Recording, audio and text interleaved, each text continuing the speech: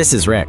He didn't want to be filmed today, but you pressed play again, and now he sees an asteroid in the sky falling to Earth. Rick stands motionless on the balcony, and the glowing dot grows brighter and larger. The phone in his pocket never stops ringing.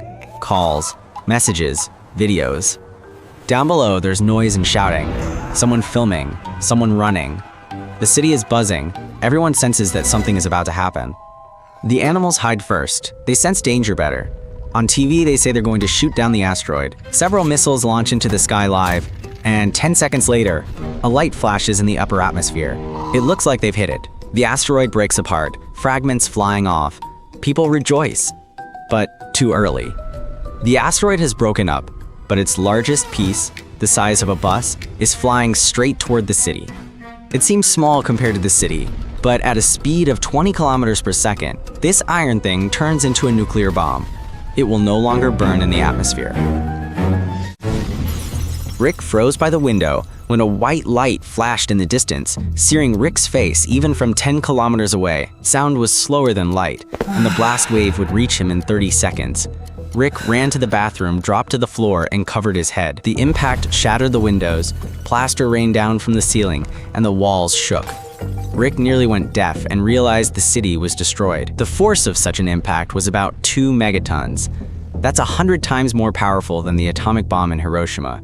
Everything at the epicenter vanished. Within a 3-kilometer radius, survival was almost impossible. That's where the fire, the impact, and the destruction were. From 3 to 8 kilometers away, everything was already destroyed. Beyond that, there were shattered windows, burns, and panic. The damage could be felt even 10 kilometers away. And that's where Rick was. He grabbed his backpack and ran outside, where the air was black and the smell of burning filled the air. At that moment, debris fell near the house, right on the roof of the car. Small meteorite fragments, like artillery shells, explode everything they touch. One of the fragments hits the wall of a house, shattering it. The power is out.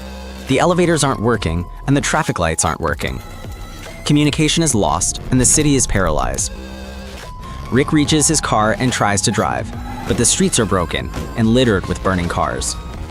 Rick runs to the bridge on foot to escape the neighborhood, but the bridge is destroyed.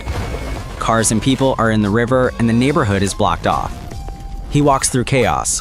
There's no one to put out the burning houses and cars because there aren't enough firefighters and they can't get there. The streets are familiar, but everything looks different. The sun is invisible, and Rick covers his face with a rag to somehow breathe.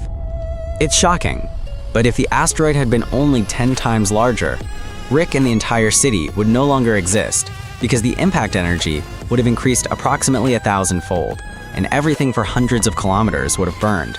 In that case, not only the buildings would have disappeared, but the very surface of the city would have turned into a molten crater. If the asteroid were only 1 kilometer in diameter, it would have destroyed an entire region, creating a crater tens of kilometers wide.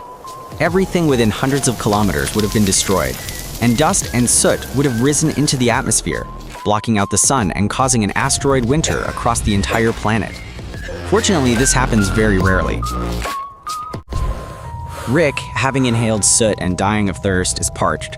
The nearest stores are either destroyed or burned, and there's no chance of finding water there. Firestones continue to rain down, so he realizes he needs to find shelter now, at least. He runs to the subway, goes down, and finds dozens of other terrified survivors. There's no communication, no help, but at least it's safer here than on the streets. In a situation like this, group work is crucial, and being around people gives him a chance to hold out longer. Someone hands him a bottle of water, and after taking a greedy sip, Rick feels better. He knows he survived and deserves your like.